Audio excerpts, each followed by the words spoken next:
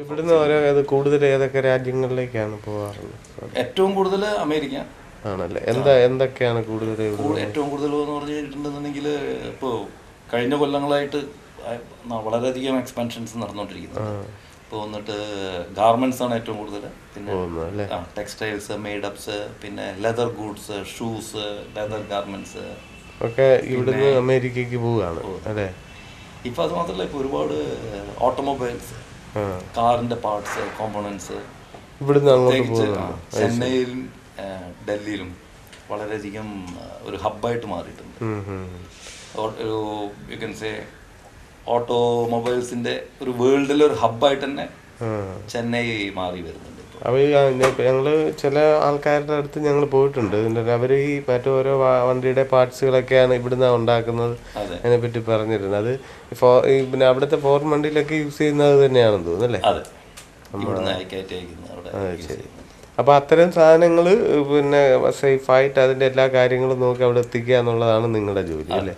അപ്പോൾ അത് പിന്നെ വളരെ റിസ്ക് ഉള്ളതും വളരെ ശ്രദ്ധിക്കേണ്ടതുമായ അല്ലേ? അതെ, പ്രത്യേകിച്ച് ചില ഇൻഡസ്ട്രീസിൽ ഇപ്പോൾ ഗാർമെന്റ്സ് ആണെന്നുണ്ടെങ്കിൽ അവർക്ക് ഒരു ഡേറ്റ് ഉണ്ടാവും, ഇന്ന ദിവസം അമേരിക്കയിൽ അവർക്ക് ഡെലിവറി ചെയ്യാന്നുണ്ടാവും. അപ്പൊ മിക്കവാറും ഇവിടുന്ന് പോകുമ്പോൾ ലേറ്റ് ആയിട്ടായിരിക്കും. ഈ നമുക്കൊരു റിലേ മാതിരി എന്ന് പറയാം. ആദ്യത്തെ പ്രൊഡക്ഷനിലൊക്കെ ലേറ്റായി വന്നു കഴിഞ്ഞാൽ റിലേയുടെ അവസാനത്തെ ആൾക്കാരാണ് നമ്മൾ എത്തിക്കേണ്ടത്. അപ്പോൾ നല്ല ഓട്ടമാണ് അവസാനം, എപ്പോഴും നല്ല പ്രഷറായിരിക്കും, അല്ലെങ്കിൽ മുടിയൊക്കെ ഇങ്ങനെ പൊഴിഞ്ഞ ഈ ലെവലെത്തി. അല്ല, അതപ്പോൾ അവിടുന്നതല്ല, ഈ പറഞ്ഞ ഡേറ്റിൽ പിന്നെ അതിന്റെ ഫാസ്റ്റ് മൂവ്മെന്റ്സ് ഒക്കെ നമ്മളാണ് ചെയ്യേണ്ടത്.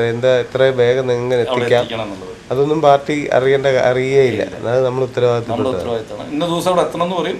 അപ്പോൾ ഓക്കെ, നമ്മൾ സാധാരണ ഇപ്പം ഇന്ന ദിവസം നമുക്ക് കാർഗോ തന്നു കഴിഞ്ഞാൽ, ഇപ്പോൾ ബൈ സീ ആണെങ്കിൽ നിറയെ സമയം കൂടുതൽ എടുക്കും. ഇപ്പോൾ അമേരിക്കയിലേക്കാണെങ്കിൽ 30-35 ദിവസം എടുക്കും കപ്പലിൽ പോകും അല്ലേ? വളരെ ചീപ്പായിരിക്കും. അപ്പോൾ സാധാരണ ഇങ്ങനത്തെ സാധനങ്ങളൊക്കെ കപ്പലിലാണ്. ഒരു മാസം എടുക്കും അല്ലേ ഇവിടുന്ന് പോകുമ്പോൾ? അപ്പൊ അത് അതിന്റെ ഇത് മറ്റു വെച്ച് നോക്കുമ്പോൾ വളരെ ചീപ്പായിരിക്കും. എയറിലാണെന്നുണ്ടെങ്കിൽ 3 ദിവസം 4 ദിവസം കൊണ്ട് അവിടെ എത്താം. പക്ഷെ റേറ്റ് ഭയങ്കര കൂടുതലായി. കൂടുതൽ ഫാസ്റ്റ് ആയിട്ട് പോകുന്ന വേറെ മാർഗങ്ങളുണ്ടോ? പിന്നെ സി എയർ എന്നുണ്ട് ഒരു പരിപാടി ഉണ്ട്, കുറച്ച് ചീപ്പായിരിക്കും, എന്നാൽ കുറച്ചും കൂടെ. അതെങ്ങനെ? എന്താ? അതായത് ഇവിടുന്ന് ദുബായ് വരെ നമ്മൾ സീല് കൊണ്ടുപോകും. അപ്പോൾ അവിടെ നിന്നിട്ട് എയറിൽ പോകും. കാരണം ദുബായിൽ നിന്ന് അധികം എക്സ്പോർട്ട് ഇല്ലാത്ത കാരണം അവിടുന്ന് ധാരാളം എയർലൈൻസ് ഉണ്ടേനും അവിടുത്തെ റേറ്റ് കുറച്ച് കുറവായിരിക്കും. അങ്ങനെ നമുക്ക് അന്നേരം ഈ നമ്മുടെ ഈ കമ്പനിയുടെ എവിടെയൊക്കെയാണ് ബ്രാഞ്ചുകളുള്ളത്? ഇപ്പം നമ്മൾ തുടങ്ങി വന്നത് ബോംബെയിലാണ് ആദ്യം തുടങ്ങിയത്. രണ്ടാമത്തെ ബ്രാഞ്ച് ചെന്നൈയിൽ സ്റ്റാർട്ട് ചെയ്തു. ഇപ്പോൾ വന്നിട്ട് 25 ബ്രാഞ്ചായി. ഇപ്പോൾ ഒരുവിധം എല്ലാ എയർപോർട്ടിലും എല്ലാ സീപോർട്ടിലും സ്വന്തം ഓഫീസസ് ഉണ്ട്. ഇന്ത്യയിൽ 25 സ്ഥലത്തുണ്ട്. അപ്പൊ നമ്മൾ മറ്റ് രാജ്യങ്ങളിലുള്ള ഏജൻസി അവിടെയുള്ള ഏജൻസികളുമായിട്ടാണോ? അത് മറ്റുള്ള രാജ്യങ്ങളിൽ നമ്മൾ ഏജന്റുമാരായിട്ട് ടൈപ്പ് ആണ്. അങ്ങനെ അവിടുത്തെ നമ്മുടെ സ്വന്തമായിട്ട് ഓഫീസസ് ഉണ്ട്. അപ്പൊ അവിടെയൊക്കെ ആകുകയാണെങ്കിൽ കൂടുതൽ ഇതല്ലേ? അവിടെ തുടങ്ങണം എന്നുണ്ടെങ്കിൽ ഓക്കെ, ഇൻവെസ്റ്റ്മെന്റ് ഭയങ്കര ഹൈ ആണ്. ഇപ്പൊ തന്നെ നമ്മൾ 1200 പേര് വർക്ക് ചെയ്യുന്നുണ്ട് ഇന്ത്യയിലെ മൊത്തം. പിന്നെ നമ്മൾ ഇവിടെ ബോംബെയിൽ ഒരു CFS ഉണ്ട്, കണ്ടെയ്നർ ഫ്രൈറ്റ് സ്റ്റേഷൻ എന്ന് പറയും. അതായത് ഇപ്പോൾ കണ്ടെയ്നർ കൊണ്ടുവന്നിട്ട് അവിടെ നമ്മുടെ സ്ഥലത്ത് തന്നെ കസ്റ്റംസ് ഓഫീസേഴ്സ് ഉണ്ടാവും. അപ്പോൾ കണ്ടെയ്നേഴ്സ് ഷിപ്പിൽ നിന്ന് നേരെ അവിടെ കൊണ്ടുവന്നു കഴിഞ്ഞാൽ അവിടെ നിന്ന് തന്നെ അൺലോഡ് ചെയ്ത് ഡെലിവറി ചെയ്യാനുള്ള ഫെസിലിറ്റീസ്, അതിനാണ് CFS എന്ന് പറയാം. അതൊരു ഭയങ്കര ഇൻഫ്രാസ്ട്രക്ചർ റിക്വയർമെന്റ് ഉള്ള ഒരു 25 ഏക്കർ ലാൻഡും 3000-ഓളം കണ്ടെയ്നർ സ്റ്റോർ ചെയ്യാനുള്ള ഫെസിലിറ്റി ഉള്ളതുണ്ട്. പിന്നെ നമ്മൾ ഒരു എക്സ്പാൻഷൻ എന്നുള്ള രീതിയിൽ ഇന്ത്യയിൽ 2 എയർപോർട്ട് ഹാൻഡിൽ ചെയ്യുന്നുണ്ട്. അതായത് ബോംബെയിലും ഡൽഹിയിലുള്ള എയർപോർട്ടിന്റെ കാർഗോ ഹാൻഡ്ലിങ് അതിന്റെ കോൺട്രാക്ട് നമുക്കുണ്ട്.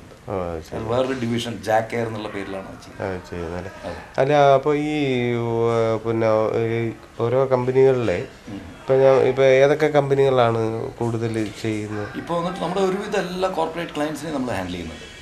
ഇപ്പോൾ സൗത്തിൽ നോക്കുകയാണെന്നുണ്ടെങ്കിൽ MRF, ITC, ഹിന്ദുസ്ഥാൻ ലീവർ, പിന്നെ ഇപ്പോൾ ലേറ്റസ്റ്റ് നമ്മൾ കംപ്ലീറ്റ് കോൺട്രാക്ട് കിട്ടിയിരിക്കുന്നത്. ഇപ്പോൾ ചെന്നൈയിലെ ഏറ്റവും വലിയ പ്രോജക്റ്റ് വരുന്നത് നിസാൻ എന്ന് പറഞ്ഞ കാർ കമ്പനി ഉണ്ടല്ലോ ജപ്പാനിലെ, റെനോ എന്ന് പറയുന്ന ഫ്രഞ്ച് കാർ കമ്പനിയാണ്.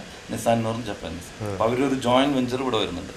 അപ്പോൾ അതിൻ്റെ കംപ്ലീറ്റ് റൈറ്റ് ഫ്രം പ്രോജക്റ്റ്, അതായത് മെഷീനറീസ്, അതിൻ്റെ പ്ലാന്റ്, എക്യുപ്മെൻറ്റ്സ്, അത് മുഴുവൻ കൊണ്ടുവന്ന് അത് കസ്റ്റംസ് ക്ലിയർ ചെയ്ത് അത് സൈറ്റിലെത്തിക്കുക. ഇനിയിപ്പോൾ 2012 വരയ്ക്കുള്ള കംപ്ലീറ്റ് കോൺട്രാക്ട് വരുന്ന ഇനിയിപ്പോൾ കംപ്ലീറ്റ് കാർസിൻ്റെ കോമ്പോണൻസ് വരും. അപ്പോൾ അത് മുഴുവൻ കസ്റ്റംസ് ക്ലിയർ ചെയ്തിട്ട് അവിടെ എത്തിക്കുക. അതുപോലെ എക്സ്പോർട്ട് 40,000-50,000-ഓളം കാറ് എക്സ്പോർട്ട് ചെയ്യാനുള്ള പ്രൊഡക്ഷൻ കപ്പാസിറ്റി ഉണ്ട് ഇവിടെ. അപ്പോൾ അത് ഏപ്രിലിൽ സ്റ്റാർട്ട് ചെയ്യും 2000. അപ്പോൾ ഈ കാറ് ചെയ്യുന്നതും എക്സ്പോർട്ട് ചെയ്യുന്നതും നമുക്ക് ഇതിലായിരിക്കും അല്ലേ? അപ്പോൾ അത് സ്റ്റാർട്ട് ചെയ്തോ? അത് അതിന്റെ പ്രൊജക്ട് കംപ്ലീറ്റ് ആയി, ഒരു ഇതെല്ലാം 80% കംപ്ലീറ്റ് ആയി. ശരി, അവരുടെ കാറുകളാണല്ലേ, ലക്ഷറി കാറുകൾ. ഇപ്പൊ റിനോ എന്ന് പറഞ്ഞ് വേറെ ഏതൊരു വണ്ടി ഉണ്ടല്ലോ അല്ലേ അവരുടെ? റിനോ ഓൾറെഡി ഇറങ്ങിയിട്ടുണ്ട്, ലൊഗാൻ. അത് ബോംബെയിലാണ്, നാസിക്കിലാണ്.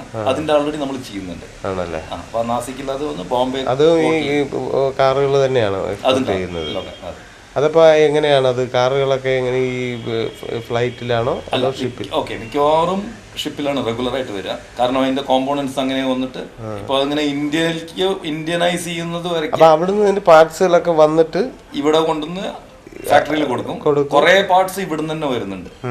അപ്പോൾ പല സപ്ലയേഴ്സും അവർക്ക് വേണ്ടിയിട്ട് ഇവിടെ തന്നെ ഫാക്ടറി ഉണ്ടാക്കും. എന്നിട്ട് അങ്ങനെ കോമ്പോണൻസ് ഇവിടെ തന്നെ പ്രൊഡ്യൂസ് ചെയ്തിട്ട് ഇവിടെ തന്നെ സപ്ലൈ ചെയ്യും. അപ്പോൾ അതിന്റെ റോ മെറ്റീരിയൽസ് വരും, കോമ്പോണൻസ് വരും. മറ്റേ ബോഡി അതൊക്കെ ഉണ്ടാക്കുന്നത് ഇവിടെ തന്നെ. പക്ഷെ അതിന്റെ പല കോമ്പോണൻസും ഇമ്പോർട്ട് ചെയ്യുന്നു. എന്നിട്ട് അത് വരുന്നു, പിന്നെ അത് വണ്ടിയായിട്ട് തിരിച്ച് എക്സ്പോർട്ട് ചെയ്ത് അത് എല്ലാം നിങ്ങൾ തന്നെയാണ് ഇതെല്ലാം ചെയ്യുന്നത് അല്ലേ? അപ്പോൾ ഒരു പിന്നെ കപ്പലിലൊക്കെ പോകുമ്പോൾ ഒരു എത്ര വാഹനങ്ങൾ പോകുന്നുണ്ട്, കാറുകളൊക്കെ?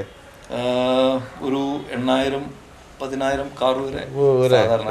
അത്രേ കപ്പാസിറ്റി ഉണ്ടാവുള്ളൂ. കാരണം പ്രൊഡക്ഷൻ കപ്പാസിറ്റിക്ക് അനുസരിച്ചിട്ട് അവർ ചെയ്യും. അതപ്പോൾ ഈ വലിയ പ്രത്യേക മറ്റേ വലിയ ചരക്ക് കപ്പൽ അതായിരിക്കും. അങ്ങനത്തെ ഒരു സ്പെഷ്യൽ വെസലാണ്. അപ്പോൾ കാർ അങ്ങനെ ഡ്രൈവ് ചെയ്തിട്ട് അതിൻ്റെ ഉള്ളിലേക്ക് കയറ്റി പാർക്ക് ചെയ്യാം.